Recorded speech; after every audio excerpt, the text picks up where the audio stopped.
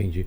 Eu não sei se é muito da tua área ou você fala sobre isso, mas e como você saber se a criança ela está sofrendo algum tipo de abuso, alguma coisa grave na escola ou, sei lá, no esporte que ela está praticando ou com o cuidador que está cuidando? Que sinais que a criança pode dar? Olha, um dos principais sinais é uma mudança grande de comportamento.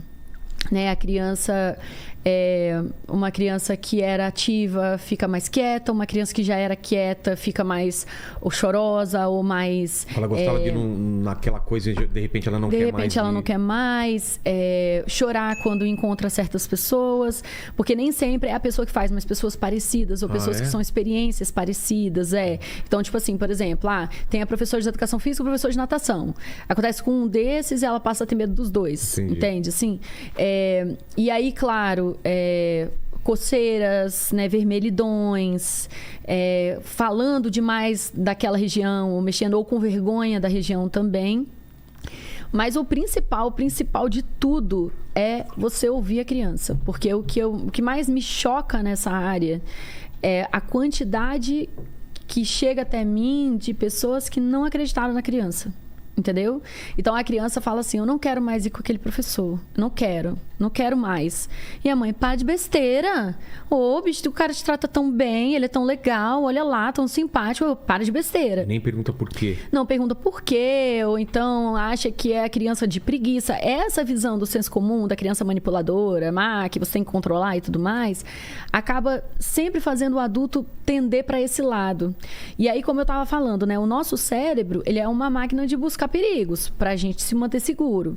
Se a educação, né, se a cultura ensinou para a gente que o maior perigo que você pode correr é o seu filho se tornar um ser mimado, um ser tirano, você aprende a ter muito medo do seu filho.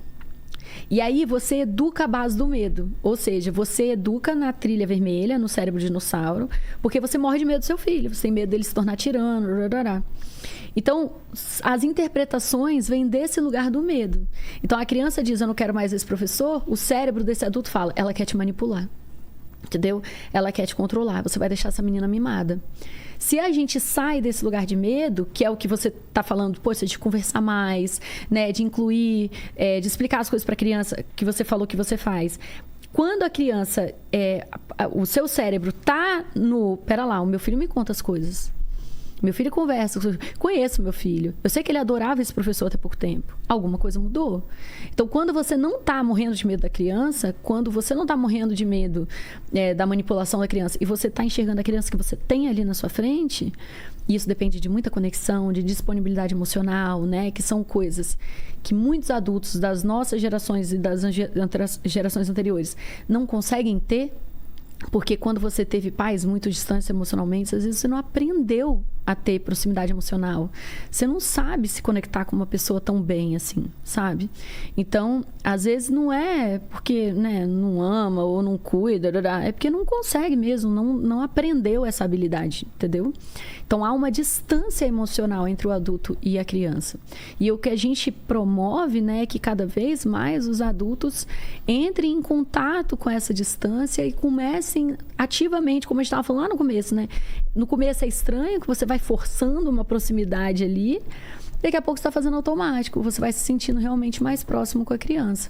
Conforme você começa a se comunicar com ela de forma mais respeitosa, tratar ela melhor, enxergar ela com mais carinho, sua visão da criança muda também, e aí você vai conseguindo se aproximar mais dela. E aí, nessas horas, uma mudança de comportamento fica mais óbvia, sabe? Assim, quanto mais próximo a gente está, mais essas pequenas mudanças fazem diferença. E tinha uma outra coisa que eu queria falar também, assim, do padrão de relacionamento, que é assim, eu defendo a gente tratar as crianças com muito respeito, né, e tal.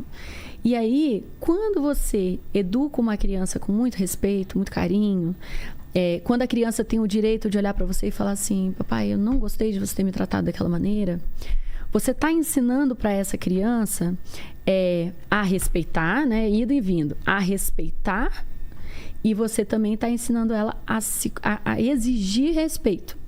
Não, com respeito também. Ela vai exigir com carinho, vai exigir com respeito.